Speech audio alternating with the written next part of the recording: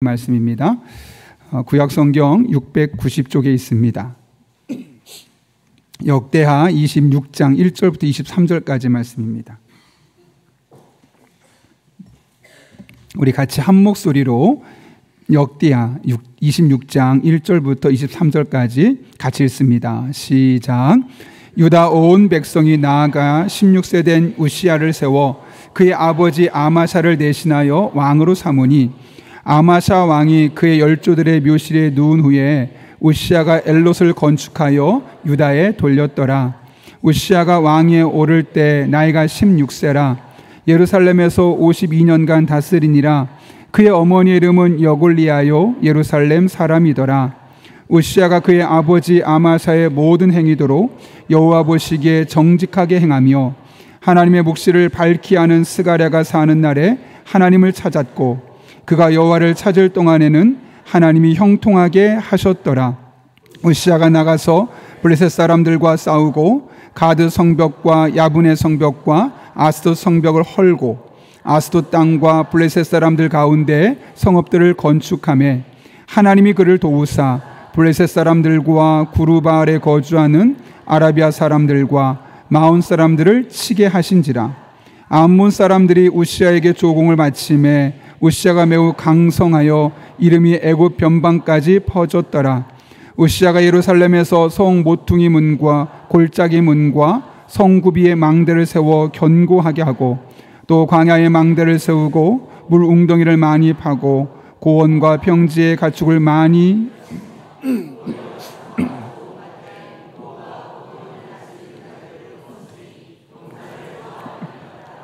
우시야에게 또 싸우는 군사가 있으니 서기관 여이엘과 병영장 마아세야가 직접 조사한 수요대로 왕의 지휘관 하나냐의 휘하에 속하여 떼를 지어 나가서 싸우는지라. 족장의 총수가 2600명이니 모두 큰 용사요 그의 휘하의 군대가 30만 7500명이라 건장하고 싸움에 능하여 왕을 도와 적을 치는 자이며 우시야가 그의 온 군대를 위하여 방패와 창과 투구와 갑옷과 활과 물맷돌을 준비하고 또 예루살렘에서 재주 있는 사람들에게 무기를 고안하게 하여 망대와 성곽 위에 두어 화살과 큰 돌을 쏘고 던지게 하였으니 그의 이름이 멀리 퍼짐은 기이한 도우심을 얻어 강성하여 짐이었더라. 그가 강성하여 짐에 그의 마음이 교만하여 악을 행하여 그의 하나님 여호와께 범죄하되 곧 여호와의 성전에 들어가서 향단에 분향하려 한지라. 제사장 아사랴가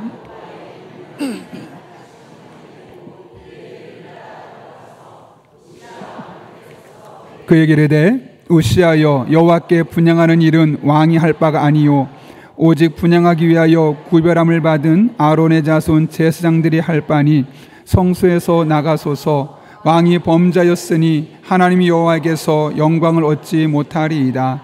우시야가 손으로 향도를 잡고 분향하려 하다가 화를 내니 그가 제사장에게 화를 낼 때 여호와의 전 안향단 곁 제사장들 앞에서 그의 이마에 나병이 생긴지라. 대제사장 아사랴와 모든 제사장이 왕의 이마에 나병이 생겼음을 보고 성전에서 급히 쫓아내고 여호와께서 치심으로 왕도 속히 나가니라. 우시야 왕이 죽는 날까지 나병 환자가 되었고 나병 환자가 되매 여호와의 전에서 끊어져 별궁에 살았으므로 그의 아들 요담이 왕궁을 관리하여 백성을 다스렸더라. 이사야가 기록하였더라. 우시야가 그의 조상들과 함께 누움에 그는 나병 환자라 하여 왕들의 묘실에 접한 땅 곧 그의 조상들의 곁에 장사하니라. 그의 아들 요담이 대신하여 왕이 되니라. 아멘. 제가 기도하고 말씀 나누겠습니다. 살아계신 아버지 하나님, 말씀 듣는 이 시간 우리의 마음을 열어주시고 피곤한 몸을 일깨워 주시고 말씀에 집중할 수 있는, 그래서 기대문이 열리는 복된 시간 되게 하여 주옵소서. 예수님의 이름으로 기도하옵나이다. 아멘. 우리 한번 오랜만에 인사하는데요, 우리 앞뒤 좌우 있는 분에게 이렇게 인사해 볼까요? 보고 싶었어요. 이렇게 한번 인사해 보겠습니다.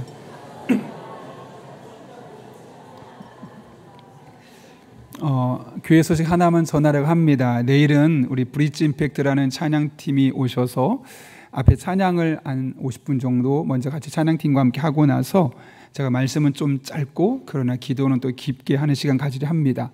내일만큼은 우리 아동부 아이들, 중고등부, 청년부 함께 모여서 좀 꽉꽉 채우고 자리가 부족하면 의자를 가져와서라도 또 하나님께서 예비하신 은혜를 함께 경험하고 또 우리 귀에서 경험할 수 없는 또 다른 것들을 외부를 통해서 직접 경험할 수 있는 기회이니 그렇게 적극적으로 아이들을 또 불러서 함께 예비했으면 합니다.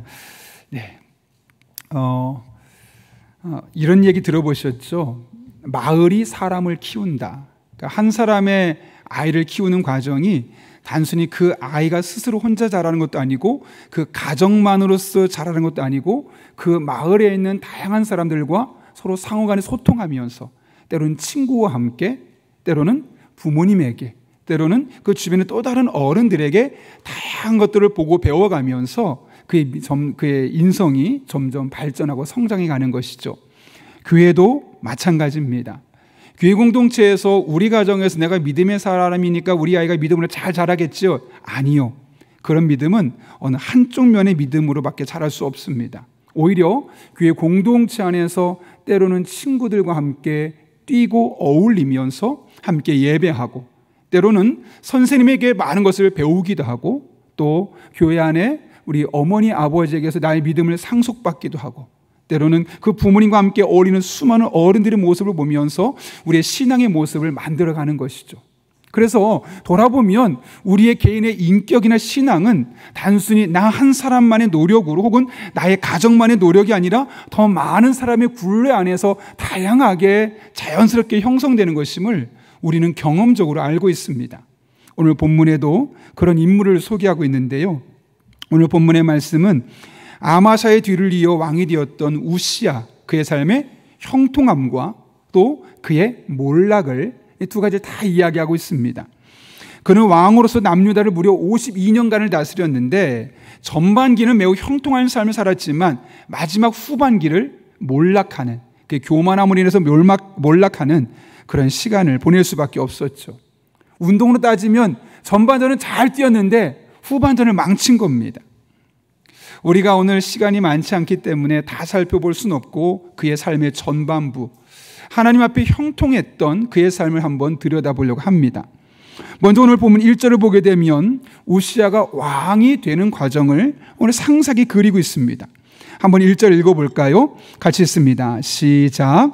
유다 온 백성이 나이가 16세 된 우시야를 세워 그의 아버지 아마샤를 대신하여 왕으로 삼으니. 여기 보게 되면 우시야가 유다의 왕이 되었습니다. 그런데 어떻게 되었다고 말하죠? 누가 그를 세웠다고 말합니까? 유다 온 백성이 그를 세웠다고 합니다. 사실 16살이면 왕이 되기에는 많이 부족한 나이입니다. 아니, 미숙한 것이 너무나 많아서 왕으로 세우기는 어려울 상황입니다. 그럼에도 불구하고 유다 온 백성은 그를 리더로 인정했고 그를 왕으로 지지해 주었고 그것이 그가 남유다의 왕으로서 첫 발걸음을 내딛는 현장이었습니다. 오늘 본문은 지금 이 사실을 강조하고 있는 겁니다. 남유다의 모든 백성들이 겨우 16살밖에 안 됐던 그 왕을 자신들의 왕으로 지지하고 세웠다는 사실을, 어떻게 이 사실을 알 수 있냐면 이 우시야의 아버지가 누구죠? 아마샤입니다. 그리고 그 아마샤의 아버지, 즉 우시야의 할아버지가 누굽니까? 요아스입니다. 요아스, 아마샤, 우시야, 이렇게 3대를 걸쳐서 왕위가 이어지죠. 그런데 그 할아버지와 아버지가 왕이 될 때와 오늘 본문의 우시야가 왕이 될 때가 전혀 다릅니다. 24장 1절을 보면 요아스가 왕이 될 때 이렇게 이야기합니다. 요아스가 왕위에 오를 때 나이가 7세라 예루살렘에서 40년 동안 다스리니라. 그냥 그가 40년 동안 왕이 돼서 다스렸다. 아주 단순하게 그의 삶을 왕이 된 것을 진술하고 끝납니다. 25장 1절도 마찬가지죠. 그의 아들 아마샤가 왕이 오를 때 나이가 25세라 예루살렘에서 29년을 다스리니라. 끝입니다. 그냥 몇 살에 왕이 되어서 몇 년을 다스렸다. 그것이 오늘 본문에 나오는 우시야의 아버지와 할아버지가 왕이 되는 순간을 기록한 것이죠. 그런데 오늘 본문에는 이 우시야가 왕이 되는 그 순간에 누가 그를 왕으로 세웠다고 말하냐면 누구예요? 유다 온 백성이 그를 왕으로 세웠다는 사실을 강조하고 있는 겁니다. 많이 부족함에도 불구하고 한마음이 되어서 그 백성들이 세운 왕이 우시야다. 우리는 완벽한 리더를 원합니다. 무흠한, 흠결 없는, 뛰어난, 탁월한, 유명한 그런 리더들을 원합니다. 모든 걸 다 잘해낼 수 있는 리더를 원합니다. 그러나 처음부터 다 잘할 수 있는 사람은 없죠. 때로는 실수하고 수많은 시행착오를 겪습니다. 그럴 때 우리가 할 일은 점수 매기고 평가하고 격리하고 배격하는 것이 아니라 그를 지지해주고 버팀목이 되어주고 왕으로 세워주는 그런 힘이 우리에게 필요한 것이죠. 예전에 손흥민 선수가 국가대표 주장이 되고 나서 이제 많은 기자들이 질문합니다. 그때 손흥민 선수가 그런 얘기 하더라고요. 사실 이 주장이라는 것이 그냥 한 팀의 주장도 어렵지만 국가대표 주장이 되는 게 참 힘들다고 합니다. 왜냐하면 다들 개성도 뛰어나고 실력도 탁월하고 더군다나 국가를 대표한다는 책임감이 너무나 크기 때문이죠. 그런데 그 주장 역할을 잘 감당할 수 있었다는 거죠. 왜 그러느냐? 선수들이 나를 잘 따라주었기 때문에. 내가 주장이라는 사실을 인정해주고 물론 주장으로서 중간중간 실수도 있었지만 그걸 잘 믿어주고 따라주었기 때문에 오랜 시간 동안 주장으로서 그 일을 잘 감당할 수 있었노라 고백하는 인터뷰를 제가 들었던 적이 있습니다. 여러분, 리더는 만들어지는 것이지 태어나는 것이 아닙니다. 훌륭한 리더는 그 멤버들의 지지와 독려, 격려 그리고 후원으로 세워지게 되어 있는 것이죠. 교회 안에 다양한 그룹의 리더들이 있을 수 있습니다. 그러다 보면 자그마한 실수도 있고 부족함도 있을 수 있겠죠. 그것을 그냥 내치지 말고 평가하고 그것을 가지고 너무 그들에게 대해서 부정적인 말을 하기보다는 견뎌주고 지지해주고 격려주고 기도해주고, 마치 오늘 우시야가 16밖에 안 된 어린 왕이었지만 남유다의 온 백성이 그를 왕으로 세웠던 것처럼 한마음이 되어서 여러분들의 리더들을 지지해 줄 수 있는 우리 될 수 있기를 예수님의 이름으로 축원합니다.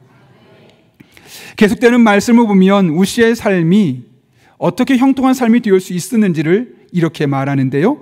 오늘 본문 4절 말씀입니다. 같이 한번 읽겠습니다. 시작. 우시야가 그의 아버지 아마샤의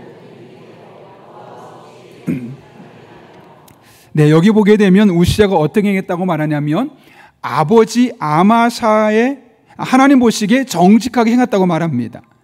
그런데 그가 어떻게 그런 삶을 살 수 있었냐면 그의 아버지 아마샤의 모든 행위대로 살았기 때문이다 라고 이야기합니다. 목사님, 그러면 아마샤, 이 우시야의 아버지 아마샤는 다 하나님 앞에 멋진 모습만 보여줬습니까? 아니죠. 여러분, 우리 어제 25장에서 아마샤도 전반기는 좋았지만 후반기가 좋지 않았던 거 우리 분명 기억하고 있지 않습니까? 그렇다면 우시야가 그의 아버지 아마샤의 모든 행위대로 여호와 보시기에 정직하게 행했다, 이 말이 무슨 뜻일까요, 여러분? 이것은 관용적인 표현입니다. 이스라엘 역사에서 이런 표현은 뭐냐면 그의 아버지의 좋은 점들을 본받으려고 노력했다는 거죠. 그의 아버지에게 좋은 점도 있었겠고 부족한 점도 있었겠죠. 그런데 우시야가 적극적으로 그의 아버지의 모습을 본받기를 원했던 것은 좋았던 모습이지 그의 삶에 부정적이고 자신에게 악영향을 끼치는 모습은 본받으려 하지 않으려 했다는 겁니다. 이것을 지금 관용적으로 그의 아버지 아마샤의 모든 행위대로라고 이야기하고 있는 것이죠. 여러분, 우시야가 형통할 수 있었던 것은 그 개인의 능력이 뛰어났기 때문이 아닙니다. 물론 남유다의 모든 백성들이 그를 왕으로 세웠기 때문에 그에게 많은 도움이 되었지만 그것만이 그의 삶의 형통함을 담보하지 못했습니다. 오히려 어린 나이에 그의 아버지의 모습을 통해서 배웠던 좋은 신앙적, 좋은 다양한 영적 모습을 통해서 그의 삶에 놀라운 변화를 일궈낼 수 있었던 것이죠. 그렇게 본다면 우리 부모 세대의 영적 책임이 얼마나 큰지를 다시 한번 확인할 수 있습니다. 최근에 저희 아이가에게 종종 전화를 받는데요. 몇 주 전에는 자기 친구 할아버지가 돌아가셨는데 아빠 어떻게 해야 돼요? 라고 저한테 전화를 해서 물어보더라고요. 보통 부모님 장례식만 가야 되는지 할아버지 장례식도 가야 되는지 가면 조의금을 내야 되는지 내면 얼마를 내야 되는지 계속 저한테 물어보더라고요. 그런 아이에게 제가 자세하게 이렇게 한번 해보라고 설명해 주었습니다. 또 아이가 서울에서 학교를 다니다 보니까 이제 여러 가지 또 시험 기간도 있고 다양한 일들이 학교 안에 있지 않겠습니까? 아빠, 이런 일이 있는데 이번 주에 제가 서울에 있는 교회를 가도 돼요? 아니면 꼭 용인에 있는 저희 교회를 가야 됩니까? 막 묻고 다양한 것을 저에게 물어봅니다. 왜 자꾸 물어볼까요, 여러분? 그 아이에게는 아직 경험해보지 못한 수많은 일들이 있기 때문에 그렇습니다. 낯섭니다. 그런 아이들에게 바른 가치관을 심어주고 균형 잡힌 시각을 줄 수 있는 존재가 누구겠습니까? 바로 아버지, 어머니, 부모입니다. 그런 조력자를 세우신 존재가 바로 우리 부모들이죠. 자녀는 부모를 따라하게 되어 있고 부모를 닮아가게 되어 있고 부모로부터 배우게 되어 있습니다. 우리가 어떻게 말하는지, 우리가 어떻게 행동하는지를 매일 보고 그 안에서 세상을 해석하는 방법을 배워가는 것이죠. 그런 면에서 부모는 단순히 그냥 보호자, 잘 클 수 있도록 먹을 것, 입을 것 챙겨주는 보호자를 넘어서서 아이의 인생의 선생이자 선배자, 모델이 될 수 있어야 하는 것이죠. 참 재미있는 그림이 하나 있어요. 사진을 보시면 아시겠지만 꼬마아이가 아버지를 똑같이 따라하는 거예요. 왜냐하면 늘 뒤에서 아빠를 따라가다 보니까 아빠는 늘 뒷짐지고 걷지 않겠습니까? 자연스럽게 이렇게 걷는 거구나, 그게 따라하는 거죠. 심리학적으로 이것을 모델링이라고 합니다. 부모의 감정 표현, 대화하는 습관, 또 어떤 삶에 봉착했을 때 그 문제를 풀어가는 이 방식까지도 자연스럽게 모방한다는 거죠. 그래서 어떤 문제를 놓고 부모가 막 짜증을 내거나 할 때도 있지만 화를 참게 되면 자녀도 자기 자신의 감정을 어떻게 다스려야 할지를 배우게 되는 겁니다. 저럴 때도 참아야 되는구나, 저럴 때 인내해 줘야 되는구나, 자연스럽게 배워가는 것이죠. 반대로 아주 자그마한 것에서 짜증내고 불평하면 아이는 그런 모습을 바라보게 되는 것입니다. 부모는 그래서 자녀의 거울이라는 말이 있는 것이죠. 그런 면에서 우리들의 삶이 과연 우리의 자녀들이 따라 살아도 괜찮은 삶인지 돌아볼 필요가 있습니다. 가정 안에서 여러분이 아내로서, 남편으로서 보여주는 그 모습을 우리 아이들이 똑같이 하길 원하십니까? 아멘이 안 나오는. 아멘 해야 되는데, 그렇죠?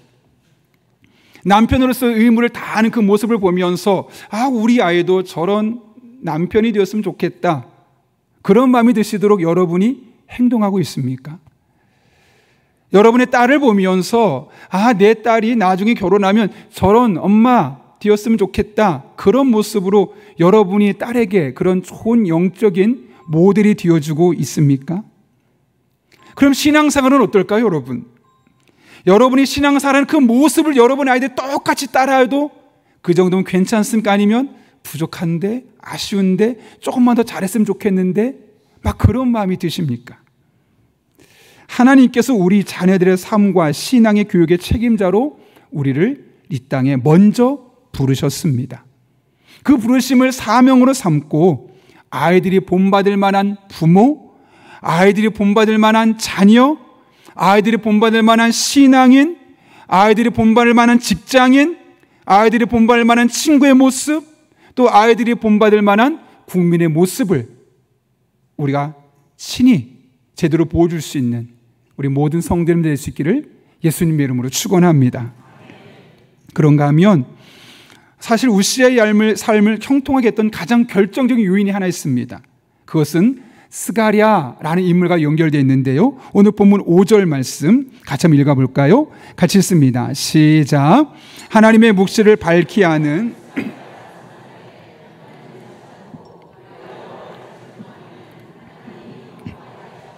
아멘. 여기 보게 되면 스가랴가 우시아에게 어떤 영향을 주었는가? 하나님의 묵시, 즉 말씀을 잘 아는 스가랴가 살아있는 동안에는 우시아가 무엇을 했다고요? 하나님을 찾았다 그래요. 그리고 그 하나님을 찾는 동안은 하나님께서 그를 형통하게 만들어 주셨다고 분명히 이야기합니다. 그렇다면 여러분, 여기서 하나님을 찾는다는 것, 여호와를 찾는다는 것은 도대체 무엇을 의미할까요? 오늘 원문을 보게 되면 따라쉬란 단어가 쓰였어요. 이게 뭐냐면 묻다, 문의하다, 구하다, 요청하다, 이런 히브리어 단어입니다. 따라서 지금 우시아가 무엇을 했냐면 하나님을 찾았다는 이야기는 하나님께 와서 묻는 겁니다. 요청하는 겁니다. 하나님, 이런 어려움이 있어요. 이런 고민이 있습니다. 이런 상황이 있습니다. 어떻게 해결해야 될까요? 지혜를 주십시오. 능력을 주십시오. 물으면서 기도하는 그의 모습을 보여주고 있는 것이죠. 우시야는 스가랴에게 무엇을 배웠습니까? 하나님의 묵시를 밝히 하는 스가랴, 말씀을 명확히 알고 있는 스가랴에게 기도하는 방법을 배웠던 겁니다. 5절의 논리적인 구조를 볼 때 스가랴는 우시야에게서 하나님의 묵시, 즉 하나님의 말씀을 통해 어떻게 기도해야 하는지, 무엇을 기도해야 되는지 그 기도에 대한 방법을 배우게 되었던 것이고, 그것을 이론적으로만 기도는 이런 것이구나 라고 끝난 것이 아니라 직접 여호와 하나님을 찾는, 직접 기도하는 삶을 살았다는 것이죠. 그리고 그렇게 기도에 대해서 배운 것을 지식으로 끝나지 않고 그의 삶에서 구체적으로 기도할 때 하나님께서 어떻게 하셨다고요? 그에게 형통하게 하셨다라고 말씀하고 있습니다. 여러분, 여기서 형통하게 된다는 게 무엇을 의미할까요, 여러분? 기도하면 만사오케이, 문제 없어, 다 해결돼, 로또 맞은 것처럼 모든 게 금방 바뀌어. 우리가 갖고 있는 형통에 대한 이미지는 그렇게 느껴지죠. 그런데 형통은 원래 찰락흐라는 단어인데 돌진하다, 앞으로 나아가다, 점점 나아지다, 이런 의미를 갖고 있습니다. 다시 말하면 우시야가 스가랴에게 어떻게 기도하는지를 배웠던 겁니다. 삶의 형통함은 내가 많이 노력한다고 되는 것이 아니라 하나님께 나아가서 그분을 찾고 그분의 은혜를 구하며 기도할 때 가능하다는 사실을 배웠던 것이고, 그렇게 하나님 앞에 나아가서 기도하며 나아갔을 때 하나님이 그의 삶을 점점 나아지게 하셨고 앞으로 나아가게 하셔서 형통케 하셨다는 사실을 오늘 본문을 통해서 우리에게 말씀하고 있는 것이죠. 여러분, 물론 우리가 기도해서 갑자기 한 번에 큰 변화가 일어난 경우도 있습니다. 그러나 오늘 본문의 초점은 점점 나아지는 겁니다. 조금씩 좋아지는 겁니다. 한 번에 확 바뀌는 것이 아니라 때론 1년이 걸릴 수 있고, 때론 5년이 걸릴 수 있고, 때론 10년이 걸릴 수 있고, 그런 오랜 시간을 거쳐서 점점 나아지게 하시는 그런 하나님의 놀라운 은혜가 누구에게요? 기도하는 사람에게 임한다는 사실을 분명하게 말씀하고 있는 것이죠. 실제로 오늘 본문을 보십시오. 이렇게 기도하면서 하나님께 나아갔던 우시야의 삶을 형통하게 하실 때 어떤 일이 이루어지는가? 이어지는 말씀 보게 되면 우시야가 블레셋 사람들과 싸우죠. 그때 하나님께서 어떻게 하시는가? 오늘 본문 7절 이렇게 말합니다. 같이 읽어볼까요? 하나님이 그를 도우사 아라비아 사람들과 마온 사람들을 치게 하신지라. 아멘. 하나님이 도와주셨대요. 하나님 앞에 찾아서 기도했더니 하나님이 갑자기 확 어떤 그의 능력을 확 능력치를 높인 것이 아니라 그 싸움의 순간에 그를 도와주셔서 전쟁에서 승리케 하셨다는 거죠. 또 뒤에 15절에 이런 말씀이 기록되어 있어요. 같이 한번 읽어볼까요? 또 예루살렘에서 재주 있는 사람들에게 무기를 고안하게 하여 망대와 성곽 위에 두어 화살과 큰 돌을 쏘고 던지게 하였으니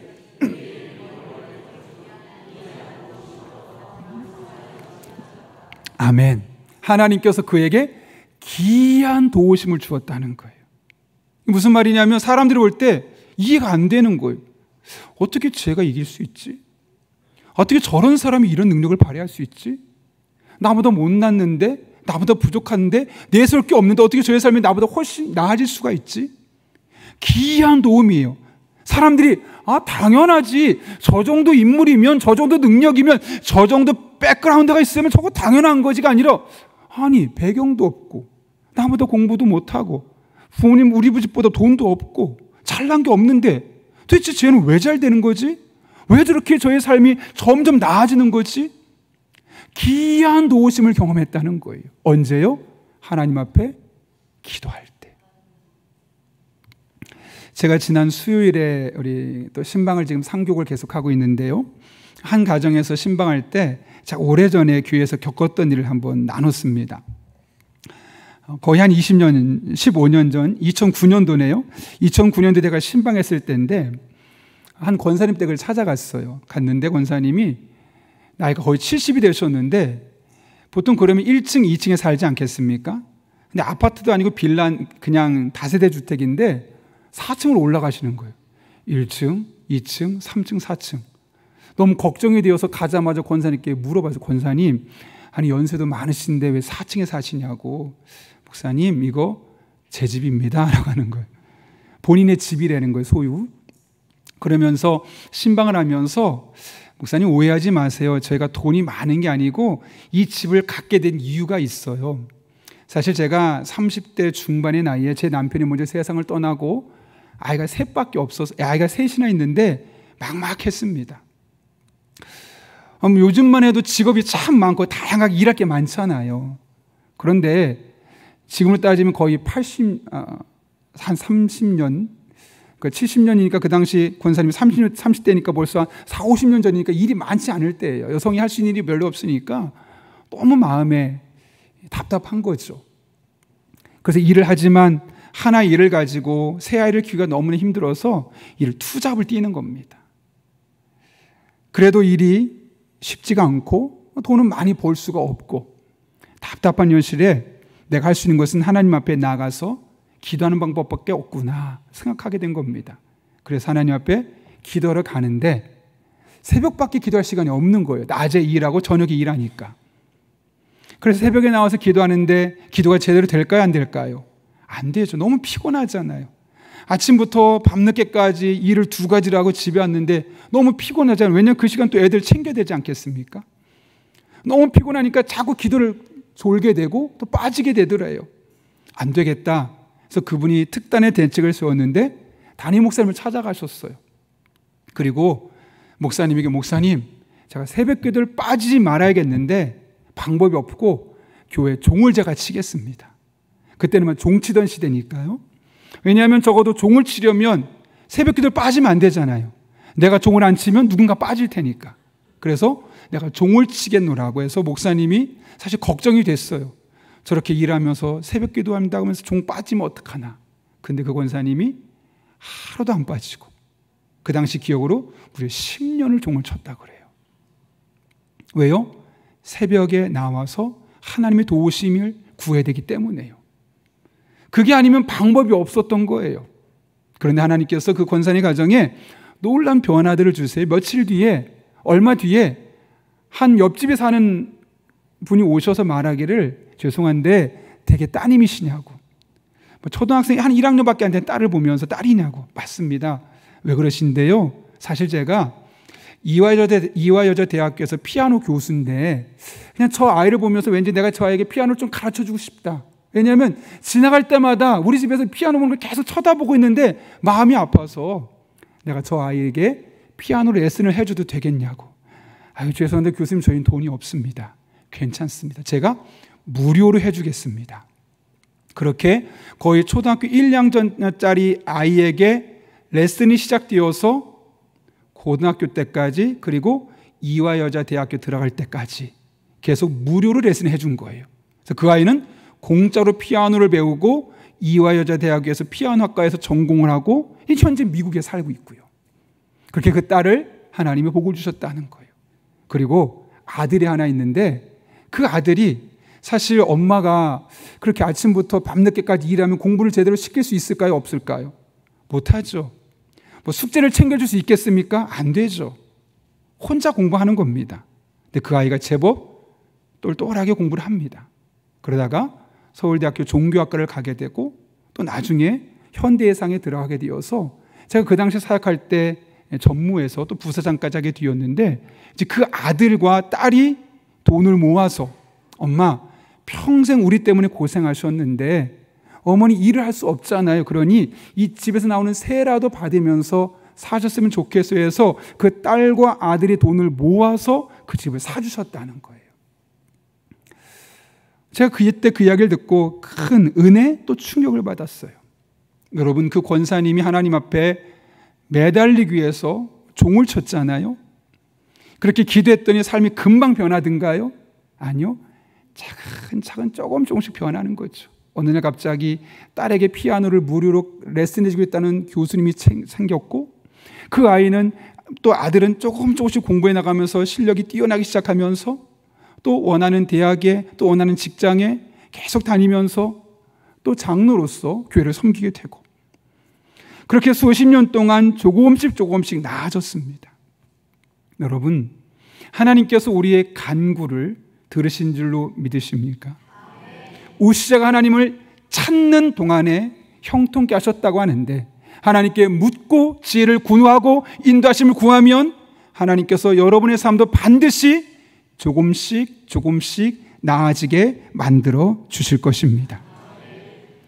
마지막으로 말씀을 마치면서 제가 이 5절 말씀을 계속 묵상하다가 받은 충격이 하나가 있어요. 이 말씀을 잘 보면 은혜가 되는데 또 한편에 약간 비틀어서 보면 두렵습니다. 왜냐하면 잘 보세요. 하나님의 묵시를 밝히 아는 스가랴가 사는 날에 하나님을 찾았다는 거예요. 그리고 그가 여호와를 찾는 동안에는 하나님이 형통케 하셨다는 거예요. 바꿔볼까요? 스가랴가 세상을 떠난 이후에는 그가 하나님을 찾지 않았다는 것이고, 그가 하나님을 찾지 않았을 때는 형통함이 끊어졌다는 거죠.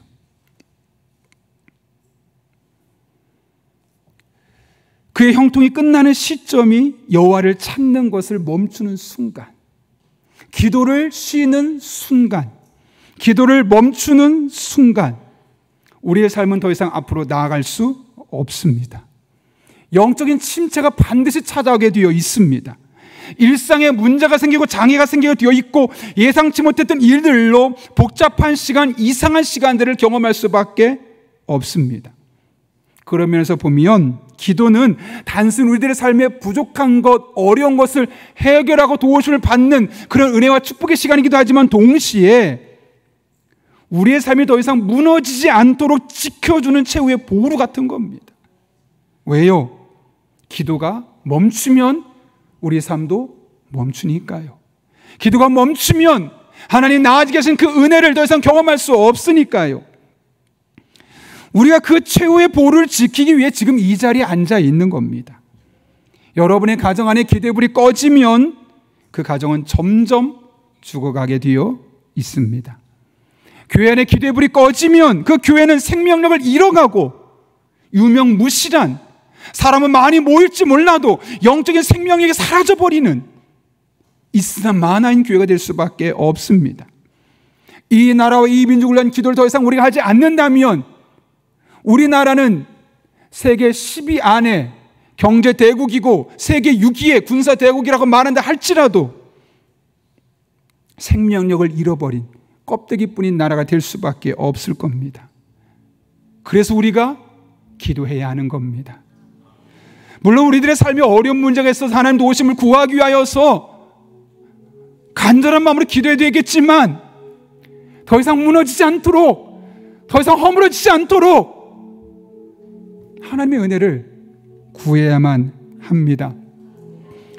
사실 목사인 저에게 이 저녁 기도는 사실 부담스럽습니다. 설교를 준비하는 것 자체도 사실 쉽지 않고요. 일주일 동안 목청을 부르짖으며 기도하는 것 쉽지 않습니다. 사실 집에 가면 머리가 핑 돌고 목이 막 붓기도 합니다. 그럼에도 불구하고 이렇게 하고 싶은 이유는 여러분들이 하나님 앞에 기도가 회복되어서 여러분의 가정이 무너지지 않았으면 좋겠고요. 여러분의 삶이 좌절되고 낙심되지 않길 바라기 때문입니다. 기도는 그냥 내가 어렵기 때문에 그 어려움을 해결하는 것이 아니를 넘어서서 나의 삶이 더 이상 무너지지 않도록 하나님의 도우심을 구하는 최후의 보루의 시간입니다. 여러분, 이 기도회가 이 일주일로 끝나지 않았으면 좋겠습니다. 제발 하나님께 나와서 기도하고 또 기도하고 이 하나님을 찾을 수 있기를 바랍니다. 우시자가 여호와를 찾는 동안에는 하나님이 점점 그의 삶을 나아지게 하셨습니다. 좋아지게 하셨습니다. 우리도 마찬가지입니다. 우리 하나님께 나와서 하나님을 찾는 동안에는 반드시 점점 나아질 겁니다. 점점 좋아질 겁니다. 그런 은혜가 저 여러분의 삶 가운데 날마다 경험되고 고백되고 간증되고 우리 가족에게 믿음의 유산이 될 수 있기를 예수님의 이름으로 축원합니다.